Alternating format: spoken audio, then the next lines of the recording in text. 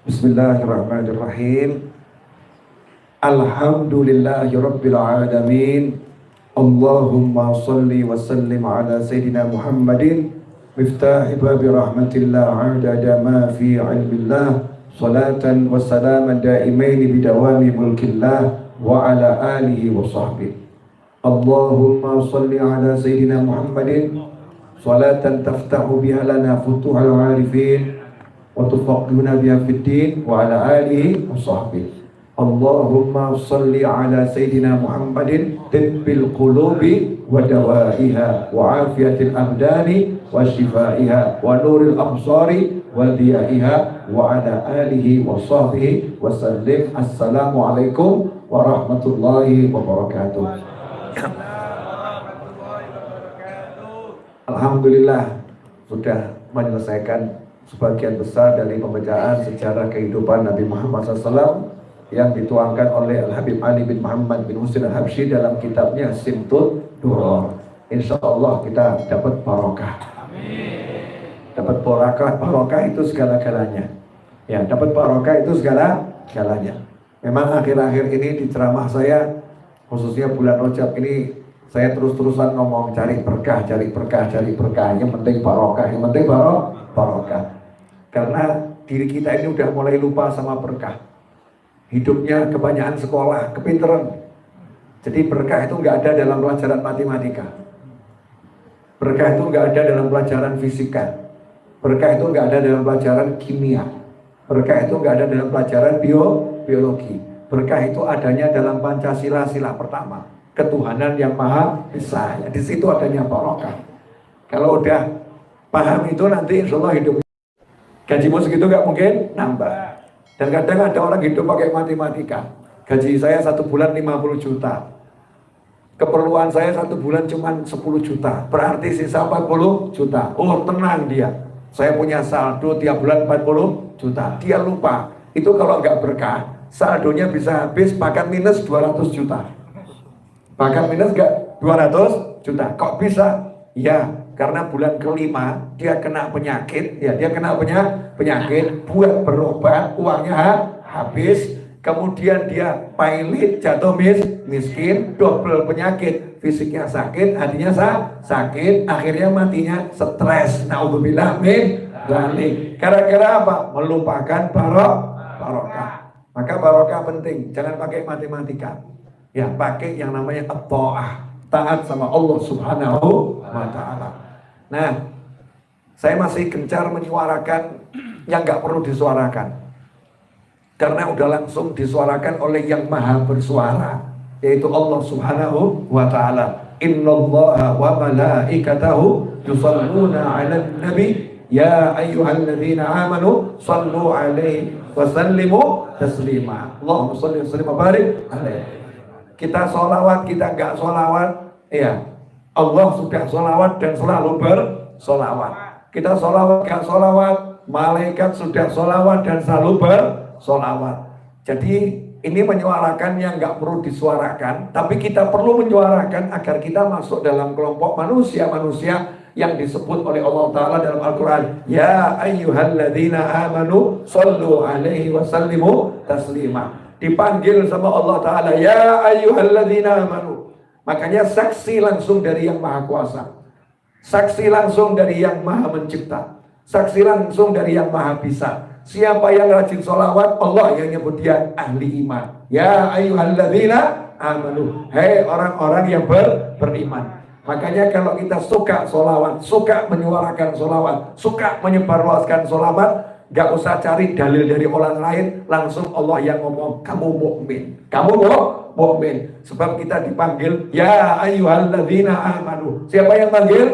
Allah. Orang ke masjid, ya orang ke masjid, mungkin kita lah beli mukmin, mukmin.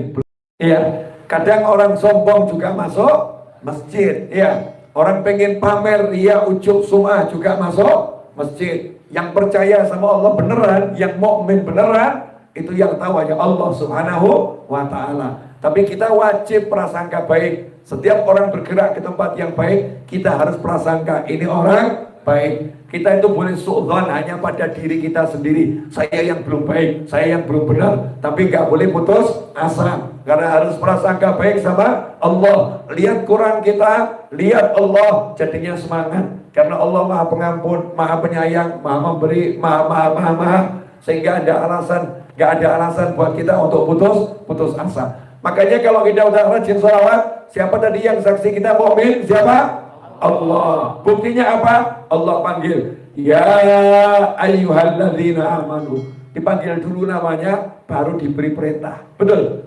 Bukan dikasih perintah dulu, kalian semua sholawat, nanti kalian mukmin loh. Enggak begitu. Pangkatnya dikasih dulu, baru dikasih tugas. Berarti orang-orang yang bertugas sholawat adalah orang-orang yang udah pangkatnya mukmin. Makanya Habib Ali Habsyi rahimahullah dalam maulidnya Sing Tuduror di awal mengatakan, ya, min khawazil mu'minin, yang bisa rindu sama Nabi SAW, bisa kangen sama Rasulullah SAW, yang bisa banyak sholawat sama Rasulullah SAW, itu mukmin, bukan sembarang mukmin. Min khawazil mu'minin, mukmin tataran jajaran yang paling khusus, senior, yang paling istimewa. Min khawazil mu'minin. Nah sekarang ini ada orang yang sakit, ada orang yang takut sakit. Takut sakit artinya takut sama penyakit. Ini penyakit yang bahaya nih. Karena penyakit itu makhluk. Banyak orang lupa ilmu tauhid. Segala sesuatu selain Allah adalah makhluk. Penyakit apapun, mau kanker, mau liver, mau asam urat, mau kolesterol, mau lambung, ya, apalagi stroke, sebutkan penyakit yang kelas berat, saya nggak hafal soalnya. Dan kurang kerjaan kok ngapalkan penyakit gitu. Tapi coba nih yang sering didengar, apa coba? Sebutkan. Nah, corona itu baru lahir udah buat masalah itu. Corona itu artinya corona ya kan, yang menemani. Orangnya namanya korin.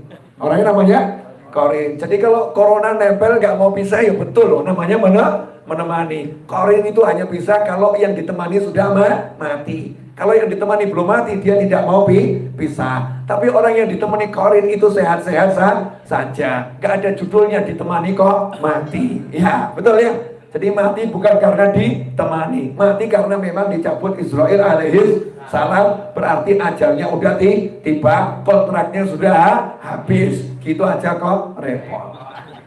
Yang lain udah, penyakit yang lain, jangan bahas corona, gak penting, bahas apa? Tumor, apalagi kanker, paru-paru, apa? Bolong, bukan lagi basah ya. Paru-paru lubang, jantung, itu udah jelas, jantung berhenti pasti mati.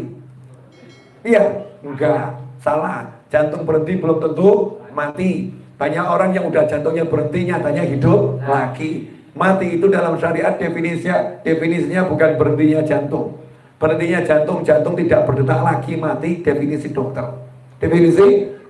Definisi mati dalam ilmunya Allah, ilmu Nabi Muhammad SAW cuma satu kata. Kalau ruh udah keluar dari jasad udah pisah sama ruh, manusianya dikatakan mati. Jantung tidak berdetak, seluruh fungsi tubuh tidak berfungsi. Kalau ruh masih di dalam, namanya belum mati. Masih hidup tapi gak ubah, hidup tapi tidak bergerak. Itu nanti tiba-tiba bisa bergerak. Banyak kejadian saudara-saudara. Salah satunya teman saya di Makassar sana, udah disolatkan takbir ketiga bangun lagi.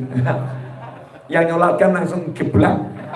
Untung yang nyolatkan tidak mati. Takbir ketiga, ya udah 3 hari dinyatakan meninggal, udah dimandikan, dikafani, bahkan diawetkan, ya bahkan diawetkan biar jenazahnya nggak membusuk, biar aromanya nggak terlampau, gitu kan ya, diawetkan. Pakai apa tuh namanya buat ngawetkan tuh? Formalin, udah dikasih formalin. Takbir ketiga hidup lagi. Sampai sekarang orangnya masih ada di Makassar. Kalau pengen ketemu nggak akan saya antarkan. Jauh Makassar ya. Cari sendiri di sana ya, cari sendiri. Jadi mati itu karena apa? Ruh pisah. Gak ada hubungannya dengan fisik. Penyakit itu makhluk. Makhluk jangan ditakuti. Takut kok sama makhluk. Takut sama yang menciptakan, yaitu Allah Subhanahu wa Ta'ala. Takut sama Allah. Kalau udah takut sama Allah, gak takut sama penyakit. Ya sakit ya dijalani. Orang hidup tuh kan resepnya cuma 2. Kalau nggak bisa 2 ini silakan mati. Silakan mati. Maksudnya walaupun kamu hidup, kamu sudah mati. Sehingga hidupnya nggak mungkin enak. 1, dapat nikmat syukur. Alhamdulillah. Syukur. Kalau nggak mau syukur dapat nikmat, mati. Contoh, istri. Nah, ibu di atas tuh. Ya, yang udah punya keluarga. Bu, ya, punya suami. Disyukuri nggak, Bu? Jawabnya lama ini. Alhamdulillah. Mana yang lebih sering? Mensyukuri suami atau mensyukuri suami orang lain? Pak, itu suaminya baik loh, gak seperti kamu. Pak, itu suaminya ganteng, gak seperti kamu. Orang yang begini nih, yang begini, padahal udah punya suami. Suaminya ya alhamdulillah, ya ganteng loh. Kalau suaminya perempuan kan medeni. Suaminya kan laki-laki berarti kan ganteng, alhamdulillah, ya sehat. Suaminya ya nemeni. Mestinya kan dia ngomong sama dia, alhamdulillah aku punya suami. Ya, ini nggak mau gitu. Ngelihatnya yang lain, nggak mensyukuri yang ada. Hidupnya pasti susah. Orang kalau nggak bisa mensyukuri yang dimiliki, nggak mensyukuri yang ada, lihatnya yang lebih tinggi terus dalam urusan dunia, maka dia tidak akan pernah bahagia. Allah tidak akan pernah mencatat dia orang yang bersyukur ataupun orang yang sabar. Sabda Nabi Muhammad SAW bil makna, orang yang dalam urusan dunia selalu melihat yang lebih tinggi, akan merasa kurang dan kurang dan kurang dan kurang. Nah, kalau merasa kurang kan gak enak ya. Kalau merasa cukup kan nikmatnya luar biasa. Yang kedua, sabar. Sabar ini kalau orang sudah bisa sabar, masalahnya apapun selesai. Contoh, bapak-bapak ini mungkin sering mengalami, mungkin loh, dimarahin istri, pernah enggak? Mau ngomong sering, istrinya di atas. Mau ngomong pernah, ini dusta gitu kan ya. Mungkin sering, seminggu bisa 3 kali, atau mungkin sehari 3 kali. Kayak minum obat ya, sehari 3 kali. Dan kan tingkatan yang tertinggi syukur. Alhamdulillah istriku sehat. Itu tingkatan tinggi. Nah, sadar saja Anda yang di hadapan saya ini tingkatannya ya udah sadarlah. Mau ngaku tinggi ya nyatanya belum tinggi. Kita ini kan singkatan al-keluh wal kesah. Dikit-dikit ngeluh ya, berkeluh kesah. Jadi kalau istri marah, maka kita pakai kendaraan namanya sabar. Sabar. Tahan emosi. Kamu tidak pernah ngasih duit saya, padahal baru ngasih 5 juta. Sabar, tahan emosi. Kalau bisa sabar, selesai masalah. Temennya nanya, Mas, kamu tuh sama istri model begitu kok kelihatan wajahmu bahagia. Jawab, yo gak bahagia. Nah terus sabar. Loh, tapi sabar kok bisa buat kamu bahagia? Hanya orang bodoh yang sabar tidak bahagia. Mulai bingung yang nanya. Loh, sabar kan gak enak. Kok kamu sabar bisa bahagia? Biasanya syukur itu bahagia. Loh, kalau kamu sabar gak bisa bahagia berarti kamu bodoh. Kamu belum paham apa itu sabar. Orang itu sabar karena satu alasan. Apa? Wasobru thawabuhul jannah. Orang yang sabar balasannya surga. Jadi kalau istriku marah-marah, aku gak lihat marahnya. Yang ku lihat, kalau aku sabar dikasih Allah surga. Jadi aku bahagia. Nanti kalau istriku nanya, kenapa kamu bahagia Mas? Jazakillah khairan. Berkat kamu, aku dapat surga. Posisimu entah di mana. Enak Pak? Enak. Di orang ini hidup dunia cuman, ya itu. Kalau gak sabar, syukur. Gak siang, ya malam. Kalau udah siang terus kiamat berarti. Begitu. Gak ada warna yang lain. Lah udah paham kok masih bingung hidup. Heran saya. Mas, halo. Ini di hadapan saya manusia semua? Enggak. Enggak manusia semua. Ada manusia, ada jin, ada malaikat. Bahkan setan juga ada. Bahkan setan ikut pengajian. Jangan kamu kira setan gak ikut pengajian. Ikut, tapi jarak jauh. Karena setan dilarang masuk pengajian. Tapi setan punya kemampuan. Walaupun jauh ya, dia nanti bisa goda kita. Dia nanti bisa goda kita. Tapi setan gak boleh masuk pengajian. Karena pengajian dibentengi oleh malaikat. Malaikat yang jaga majelis ilmu. Makanya di majelis ilmu walaupun setannya jauh goda-goda, kita gak akan terasa terpengaruh. Selama masih di pengajian ya. Begitu keluar, wallahu a'lam. Karena di luar sana setan sudah menanti. Setan udah menanti. Contoh aja, di pengajian ingat hutang. nggak akan suntuk. Karena setan nggak nembus, nggak akan suntuk. Di luar pengajian ingat hutang, wah, setan nakut-nakutin. Rumahmu disita loh. Nanti kamu hidup di mana? Nanti begini, takut-takutin sama setan. Akhirnya stres, ya susahnya luar biasa. Saya ulang dikit boleh? Ya, tenang. Ini 17 menit 51 detik. Lanjutkan ya. Pemirsa di mana? Kapan giliran suami? Bu, ya, jadi istri enak tidak? Bahaya loh. Enak jadi laki-laki itu kalimat bahaya. Kalau itu keluh kesah, enak ya jadi perempuan, itu juga kalimat bahaya kalau kesah. Karena jadi laki perempuan bukan pilihan, itu hadiah. Udah kamu laki-laki, udah kamu perempuan. Resepnya hidup itu cuma satu di antara dua, dan dua-dua harus diamalkan. Sabar, syukur, sabar, syukur, sabar, syukur. Kalau udah begitu, mesti enak. Nah, termasuk ini tadi yang disebut apa? Corona ya. Corona. Ya Allah, corona ya. Namanya bagus, tapi bawa masalah. Masalahnya apa? Dia datang di tengah orang-orang yang udah mulai lupa sama Allah. Dia datang di tengah-tengah manusia yang udah mulai lupa sama Allah. Jadi dikasih corona saja kocar kacir. Sampai akhirnya masker diborong.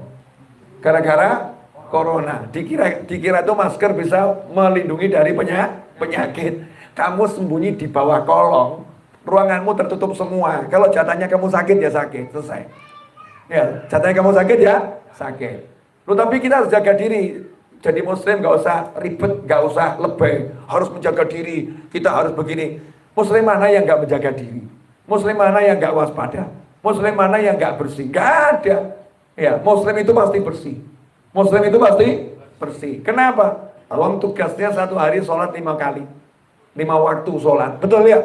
Bahkan dianjurkan qobliyah ba'diyah. Untuk sholat wajib dalam keadaan suci. Dari hadas besar maupun hadas kecil. Berarti dia dalam keadaan berwudu. Wudu itu ya, di antara rukun wudu, seluruh anggota tubuh yang berhubungan dengan dunia luar itu wajib dibasuh. Wajah, ya, tangan, kaki. Ini kan berhubungan dengan dunia luar. Kemudian kepala, rambutnya ini berhubungan dengan dunia luar. Yang lain dianjurkan, disunahkan. Telinga, sebagian ada yang mengatakan leher, disunahkan. Kemudian juga disunahkan lebih. Kalau tangan wajibnya rukunnya sampai siku lebih dikit, suruh lebih ke laki. Siapa yang melebihkan itu akan lebih sempurna. Kaki sampai mata kaki suruh lebih ke laki. Semakin lebih semakin sempurna. Yang sisa yang mana? Yang dimaskeri.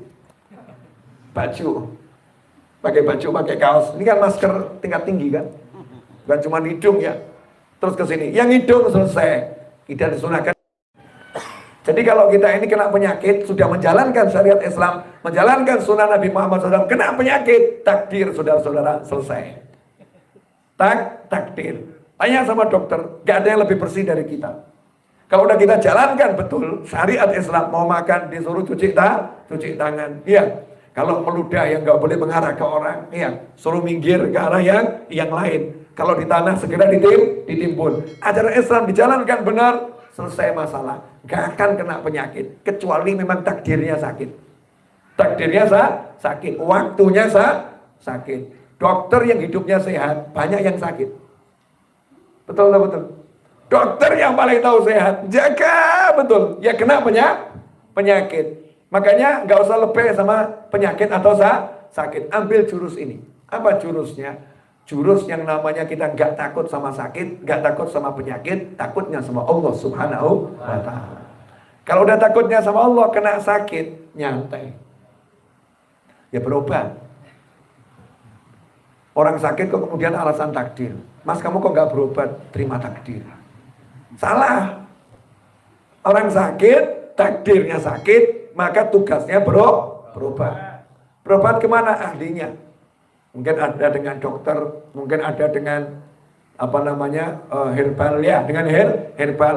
Mungkin ada dengan pijat, yang punya keahlian terserah dengan ahlinya. Tapi jangan lupa nggak ada yang lebih hebat dari mengobati penyakit, mencegah penyakit dan menyingkirkan penyakit ya dari Allah Subhanahu wa Ta'ala. Seringkali kita berobat tapi lupa sama yang ngobati. Obat tuh nggak bisa ngobati, dokter nggak bisa ngobati. Dulu waktu saya masih kecil, saya punya pembantu rumah tangga dulu. Sekarang nggak punya pembantu rumah tangga. Dulu masih kecil punya pembantu rumah tangga. Pembantu saya itu sakit. Oleh ibu dan ayah saya diajak ke dokter, ayo pergi ke dokter. Pembantu saya itu geleng-geleng kepala, nggak mau. Orang desa. Kemudian mengeluarkan satu pepatah yang lucu, yang saya kenang sampai sekarang. Nggak mau ke dokter, dokter didodok gemeter. Dokter didodok gemeter. Percuma nanti kamu ke rumah dokter jam 2 malam, dokter juga gemeter. Siapa itu ya? Dokter juga sakit. Ini kata pembantu rumah tangga. Maksudnya apa begini? Maksudnya dokter nggak bisa nyembuh. Kira-kira, ya kira-kira berdasarkan pengalaman, kalau sakitnya ini dikasih ini, insya Allah sembuh. Kalau nggak sembuh, kira-kira lagi. Kira-kira dengan obat yang ini insya Allah sembuh berdasarkan kasus yang sudah ada. Karena penyakitnya jenis ini, obatnya jenis ini insya Allah sembuh. Belum sembuh, kira-kira lagi. Gak ada kepastian. Gak ada kepastian. Karena yang bisa menyembuhkan hanya Allah Subhanahu wa ta'ala. Selain Allah gak bisa. Selain Allah gak bisa. Karena itu nomor satu, jangan cari dokter dulu. Jangan cari dokter dulu. Jangan cari masker dulu. Ya, jangan A sampai Z dulu. Nomor satu, datangi Allahnya dulu. Nah, datangi Allah artinya minta sama Allah dijaga agar sehat, dijaga agar terhindar dari penyakit, dan diberikan kesembuhan bagi diri yang sakit dan orang lain yang sakit. Niatnya yang kuat. Nah, doa itu diantaranya alhamdulillah. Doa yang paling mujarab kalau diawali sholawat. Apalagi kalau sholawatnya udah mengandung doa untuk kesehatan. Wah, itu nikmatnya luar biasa. Alhamdulillah ulama udah ngajari sholawat tibbil qulub. Allahumma salli ala Sayyidina Muhammadin tibbil qulubi wa dawaiha. Ya Allah, limpahkan sholawat kepada Nabi Muhammad SAW. Tibbil qulub, dokternya hati. Dokternya hati. Dan obat bagi semua penyakit hati. Ya, wa nur absar wa dhiyaiha. Cahaya bagi seluruh pandangan. Pandangan apapun itu cahaya dan Nabi Muhammad SAW. Ya. Kemudian tadi juga obat bagi tubuh-tubuh yang sakit, ditambah penutupnya cahaya bagi semua penglihatan. Artinya apa?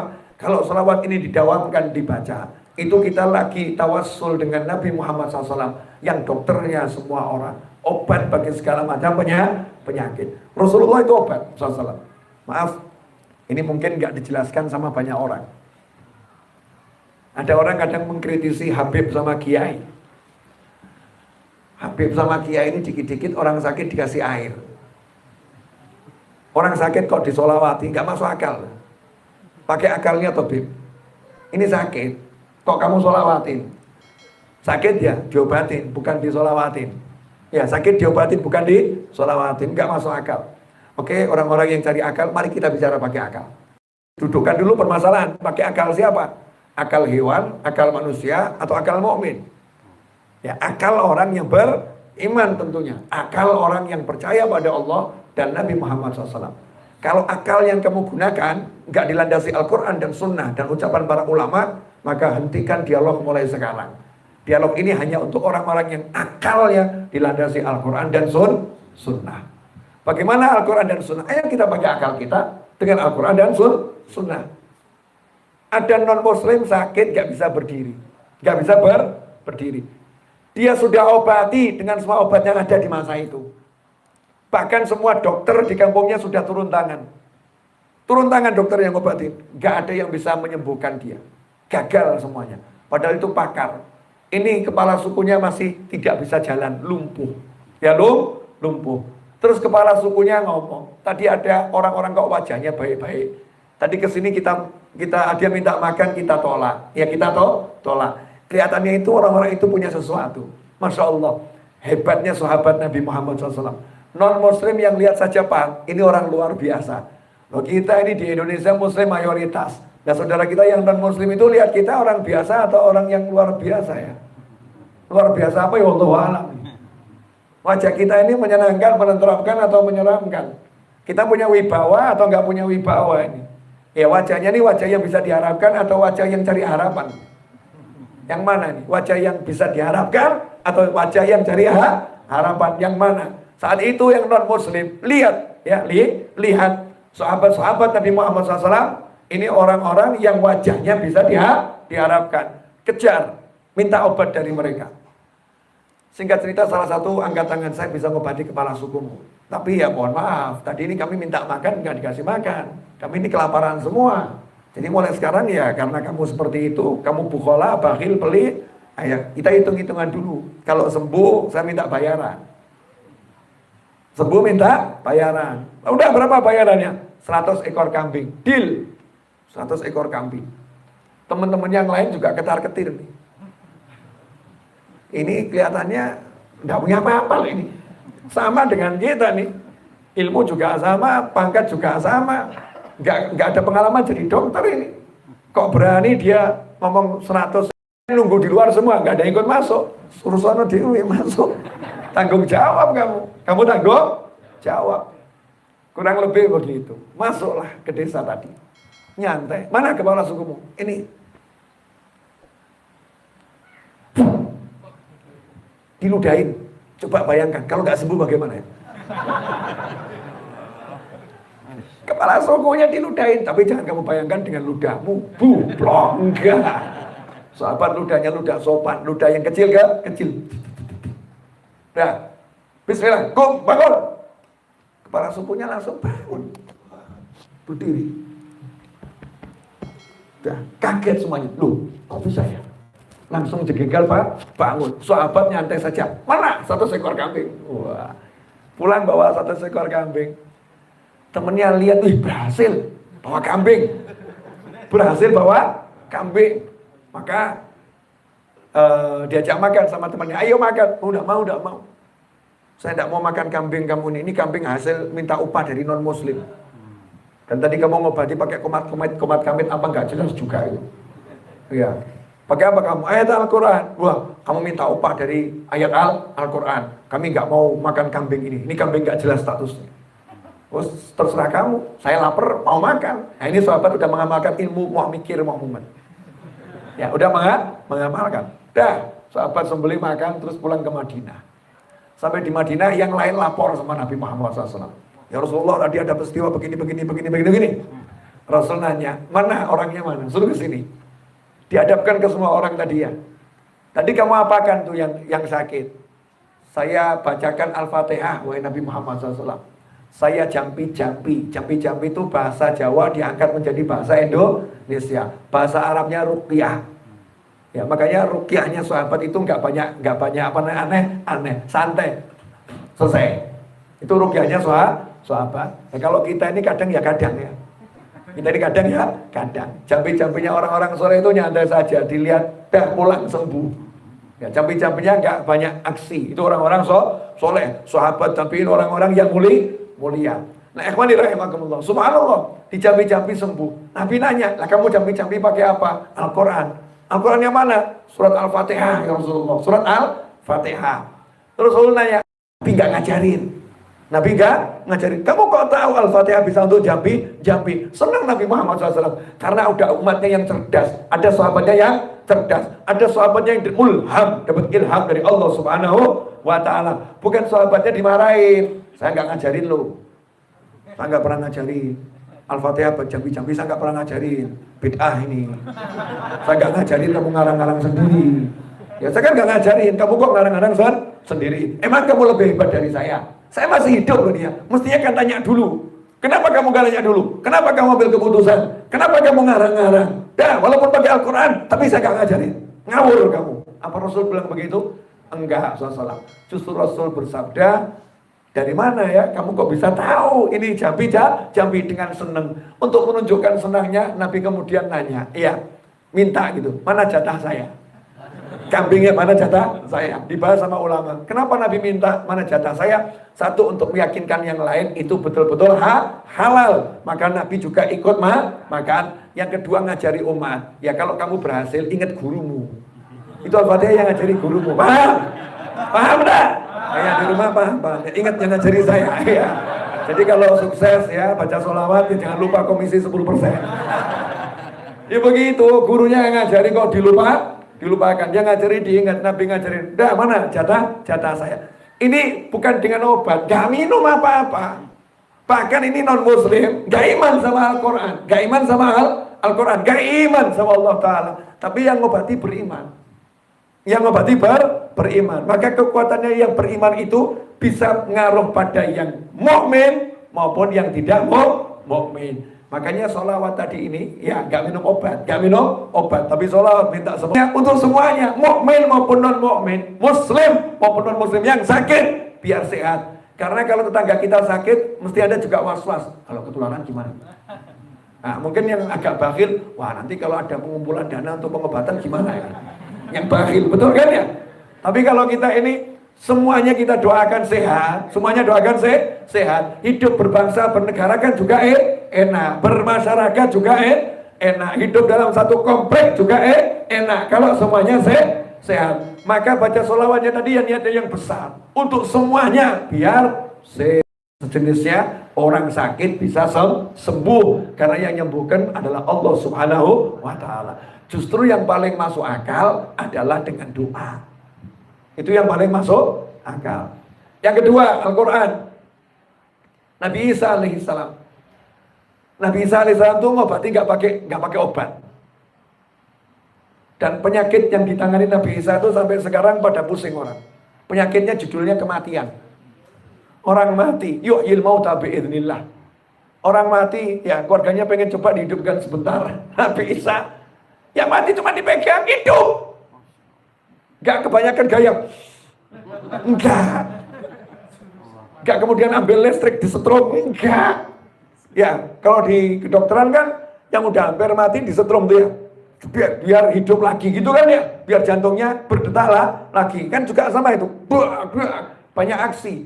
Tapi kalau Nabi Isa nggak begitu, pegang sembuh, hidup lagi. Yang lumpuh cuman dielus-elus, bangun, hidup lagi. Ya kakinya hidup lagi, bisa jalan. Yang bisu dari lahir tiba-tiba bisa ngomong. Tunanetra bisa melihat. Nabi Isa alaihissalam biiznillah, dengan izin Allah Subhanahu wa Ta'ala. Nah kalau Nabi Isa seperti itu, bagaimana dengan Nabi Muhammad SAW? Rasulullah itu di dada beliau lah ditaruh Al-Quran. Kita kan nggak ditaruh Al-Quran di diri kita. Rasulullah di dadanya ditaruh Al-Quran. Lau anzalna hadzal Qur'ana ala jabalin la ra'aitahu khashi'an mutasaddian min khasyatillah. Katanya Allah Ta'ala, seandainya Al-Quran ini kami turunkan pada sebuah gunung, maka kamu pasti akan melihat gunung itu hancur lebur karena takut sama Allah. Jadi kalau Al-Quran turun di gunung, gunungnya hancur. Betul? Ya makanya ketika di Bukit Tursina, Nabi Musa AS pengen lihat tajallinya Allah, maksa ya lihat tajallinya Allah, tanda kekuasaan Allah. Baru sedikit saja gunungnya hancur. Nabi Musanya pingsan alaihi salatu wassalam. Tapi lihat, saya mau nanya, Al-Quran itu turunnya di mana? Nabi terima wahyu di mana? Turunnya wahyu pertama kali di mana? Pertama kali, dan itu langsung ke dada Nabi 30 juz. Di mana itu? Di atas gunung. Gunungnya hancur atau ada sampai sekarang? Ada sampai sekarang. Kenapa nggak hancur? Karena diterima sama Nabi, bukan sama gunung. Yang terima dada Nabi Muhammad SAW. Kalau itu turunnya sama gunung, gunungnya hancur. Nggak kuat. Turunnya pada dada Nabi Muhammad SAW. Nah, sahabat itu dapat hafalan Al-Quran yang keluar dari lisannya Nabi Muhammad SAW. Al-Fatihahnya itu dari lisan Nabi Muhammad SAW. Langsung gitu ya, langsung. Maka Al-Fatihahnya sahabat ini luar biasa. Dari sahabat dilanjutkan ke kita, sampai kita. Maka Al-Fatihahnya ini luar biasa. Karena sebetulnya itu titipan dari dada Nabi Muhammad SAW. Karena itu orang yang sudah dititipi Al-Quran, kok kemudian dihilangkan, ada ancamannya. Orang yang tadinya sibuk ngapalkan Al-Quran, kemudian dilupakan, ya, justru ada ancamannya itu. Kamu udah dititipi kok gak kamu hargai, gak kamu jaga, justru diancam. Karena Al-Quran ini kalamullah, sesuatu yang mulia, gak bisa dibandingkan dengan makhluk. Karena dia bukan makhluk, dia kalamullah. Apa yang terjadi? Begitu Al-Quran itu dibacakan, yang sakit sehat. Yang sakit sehat. Zahiran wa batinan. Zahir maupun batinnya. Nah terus bagaimana dengan Nabi Muhammad SAW? Sekujur tubuhnya ditempeli Al-Quran. Yang langsung ya, yang langsung. Itu yang pertama. Yang kedua, Nabi Muhammad SAW ijma ulama ahlus sunnah wal jamaah. Ulama manapun di jagat raya ini tidak ada ciptaan Allah yang lebih indah dari Nabi Muhammad SAW. Gak ada. Di jagat raya ini tidak ada yang lebih kuat dari Nabi Muhammad SAW. Makhluk Allah yang paling kuat. Buktinya Isra Mi'raj nembus 7 lapis langit, ya kembali ke bumi, badannya utuh-utuh saja. Pesawat antariksa itu butuh lapis berapa itu? Nembus atmosfer, balik tinggal protolan kecil aja, ya kan ya? Pakai payung gitu, pakai terjun payung setelah itu. Karena melawan atmosfer hancur. Tapi SAW naik buruk. Digambarkan naik buruk itu gak ada pelindungnya, open, terbuka. Gak seperti mobil atau pesawat open gitu ya, gak masuk angin. Nggak terbakar, nyantai, 7 lapis lah, langit tembus, nyantai, kecepatan seperti ya salahmu sendiri. Karena melanggar peraturan di tol kan maksimal 100 kilo gitu kan ya. Kamu 170 km per jam. Coba buka jendela. Telinga kita itu bisa pecah. Sakit di telinga, suara angin yang luar biasa. Atau kamu buka sunroofnya itu. Suaranya kenceng di telinga luar biasa. Lah bagaimana Nabi SAW kecepatan super tinggi, ya kok biasa-biasa saja. Kenapa? Manusia ini manusia yang paling kuat. Shallu ala Nabi. Manusia yang paling kuat, super kuat Nabi Muhammad SAW. Paling kuat. Kemudian tidak ada ciptaan Allah yang lebih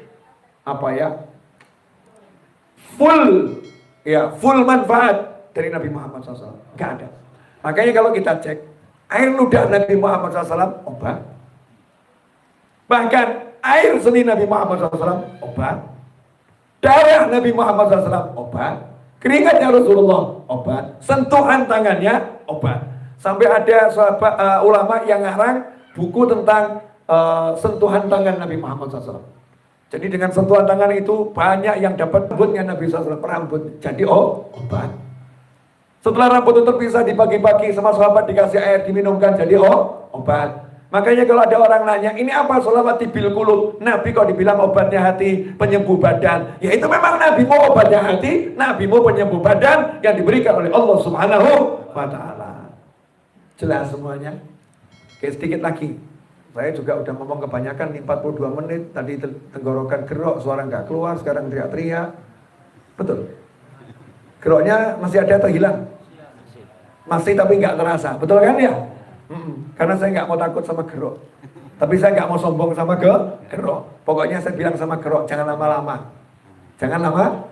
karena saya masih suka ngobrol, suka teriak. Dan kalau kamu lagi mampir, saya akan layani. Silakan mampir, silakan kamu aktivitas, tapi jangan ganggu aktivitasku. Jangan ganggu aktivitasku. Jadi saya nggak mau ngeluh. Rasulullah, gimana ini? Enggak. Kesian. Rasulullah itu juga makhluk Allah. Makhluk Allah, hargai dia. Ajak bicara saja, ajak ngobrol. Asik-asik. Tapi jangan kamu coba-coba minta penyakit. Nah, Nabi Muhammad SAW tubuhnya semua obat. Dirinya semuanya obat. Zaman sekarang coba tanya sama dokter. Ini ayahnya Mas Niza ini kan dokter. Ya beliau dokter internis. Itu dan ahli senior. Dokter yang Anda temui, cek semua obat yang dikasih, baik bentuknya itu padat maupun cairan. Pasti itu sumbernya, asalnya dari tumbuhan. Zat asalnya, kimianya dari tumbuhan. Dari sesuatu yang dalam bumi. Zat asalnya dari dalam bumi. Zat asal itu diramu, jadinya obat. Setelah dengan hitungan-hitungan tertentu. Kurang ini, kasih ini, obatnya ini. Kan begitu ya? Kelebihan ini, kasih ini. Biar seimbang lagi, obatnya ini. Nah, untuk menambah, untuk mengurangi zat-zat yang diambil dari bumi. Nah, kalau kamu percaya zat-zat di bumi ini bisa ngasih manfaat, sementara Nabi Muhammad SAW adalah makhluk zat yang paling manfaat. Makhluk zat yang paling manfaat. Apa masih perlu dijelaskan lagi kalau sekujur tubuh Nabi adalah obat? Nggak perlu dijelaskan. Makanya begitu kita sholawat pada Allah, mengingat-ingat pangkat Nabi yang obat, maka Allahnya senang. Kamu paham ya, kalau Nabiku obat, ya udah kamu tak sembuhkan, selesai. Kamu paham kan Nabiku obat? Ya udah, balasannya aku akan sembuhkan kan kamu. Karena kita nggak pamer obat, nggak pamer dokter. Yang kita pamerkan, ya Allah, saya punya Nabi yang bisa menyembuhkan dengan izinmu. Saya punya Nabi yang bisa mengangkat penyakit dengan izinmu. Sebagaimana Nabi Isa alaihissalam bisa menyembuhkan dengan izin Allah subhanahu wa ta'ala. Dan tidak ada khilaf, Rasulullah dan Rasul yang paling tinggi SAW. Makanya akhir zaman ini, khususnya bulan-bulan ini, yuk ajak umat semuanya, jangan takut sama penyakit, tapi nyantai saja, hadapi kalau memang sakit dengan sabar, gak sakit dengan syukur, tapi sholawat tibil kulub sebar luaskan. Yang tadi ini tibil kulub, tapi syairnya bukan syair yang biasa dibaca orang. Syair-syair yang dibaca orang biasanya Ki Ageng Selo itu ya. Nah ini tadi saya pakai syairnya Habib Ali Habsyi rahimahullah. Di Maulid Simtud Durar ada ya Maulid al-Mustafa yang 5 Yahsul Syifa, mendapatkan kesembuhan dari Allah subhanahu wa ta'ala. Dan itu akhirnya huruf mim. Sholawat tibil kulub juga akhirnya huruf mim. Makanya kalau digabungkan pas, refnya pakai sholawat tibil kulub, isi doanya pakai syairnya Habib Ali Al-Habsyi. Ini baru perdana di sini. Jadi kalau cari gimana pun nggak ketemu ini. Ya perdana di sini. Nah, insya Allah nanti seterusnya mau saya gaungkan. Dan saya ajak yang lain juga menggaungkan sholawat tibil kulub. Biar apa? Umat tenang. Aku punya Nabi, aku punya Rasul yang paling dicintai Allah subhanahu wa ta'ala. Dan Allah akan memberikan kesembuhan karena yang bisa menyembuhkan cuma Allah subhanahu wa ta'ala. Jelas semuanya? Alhamdulillah. 46 menit 29 detik. Ya biasanya kalau Maulid itu ceramah saya cuma 5 menit 7 menit. Atau 10 menit. Ini sudah gerok 46 menit ya. Alhamdulillah. Pokoknya hidup di antara syukur sama sabar. Malam hari ini alhamdulillah saya di makom syukur. Saya nggak mau makom sabar. Enak makom syukur. Pilih mana kamu, sabar atau syukur? Makanya guru saya ngasih wasiat sama saya. Jangan pernah minta sama Allah sabar. Kamu kalau minta sabar sama Allah berarti minta diuji. Minta diuji. Karena sabar itu kalau ada ujian. Tapi kalau kamu lagi diuji, kamu harus sabar. Lawang sehat-sehat saja, tidak ada penyakit, tidak ada apa-apa, kok doanya, ya Allah beri aku kesabaran. Nah, minta diuji, habis itu istrinya marah-marah. Minta diuji, habis itu suaminya marah-marah. Minta diuji, habis itu anaknya enggak ganggu. Ya salahmu sendiri. Kok damai-damai, enak-enak, kok minta sabar. Sabar itu diminta kalau lagi ada masalah. Ya Allah, beri aku kesabaran dalam menghadapi penyakit ini. Ya Allah, beri aku kesabaran dalam menghadapi suamiku. Ya Allah, boleh bu.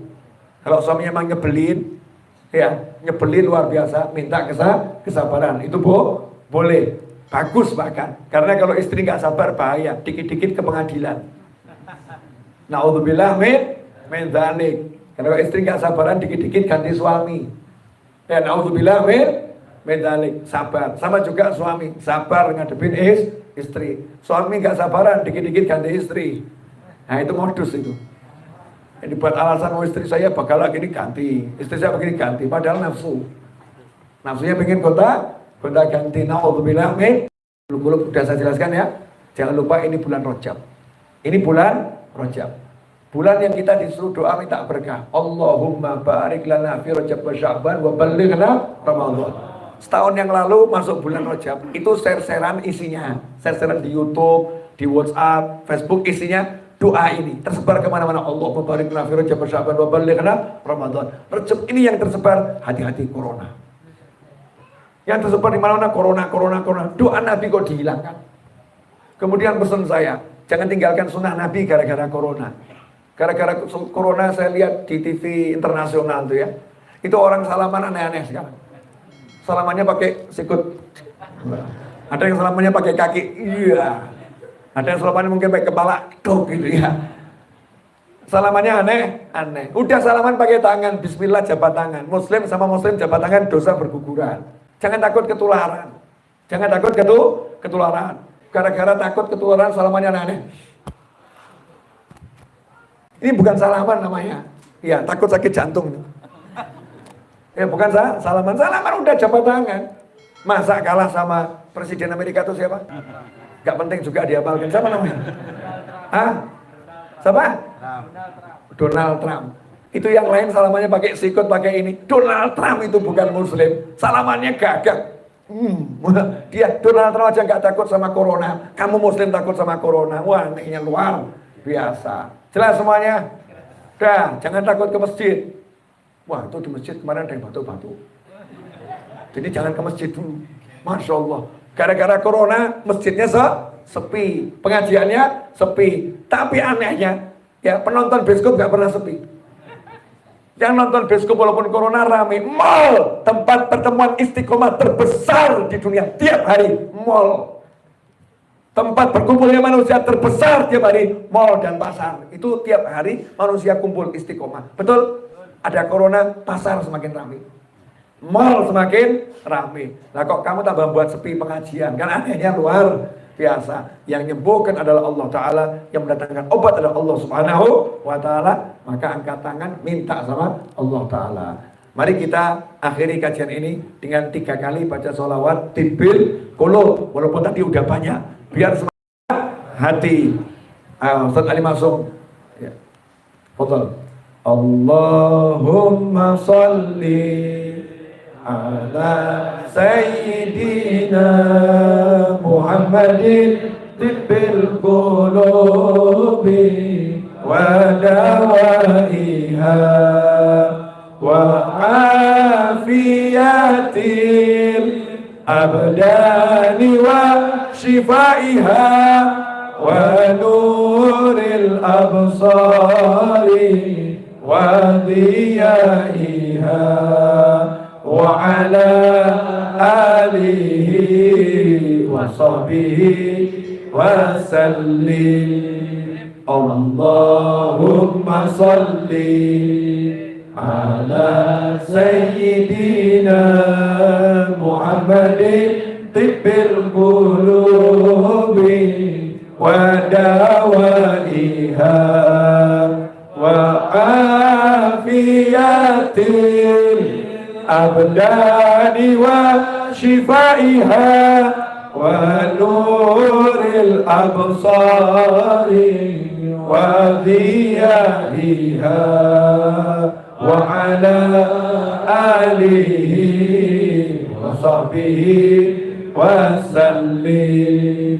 Allahumma salli ala sayyidina Muhammadin tibbil qulubi wa dawaiha wa afiyatil abdani wa shifaiha wa nuril absari wa diyaiha wa ala alihi wa sahbihi wa sallim. Amin. Kabul insyaallah.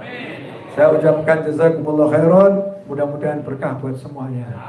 Saya kembalikan waktu kepada Mas Riza and tim. Jazakumullah khairan. Wassalamualaikum warahmatullahi wabarakatuh. Terima kasih atas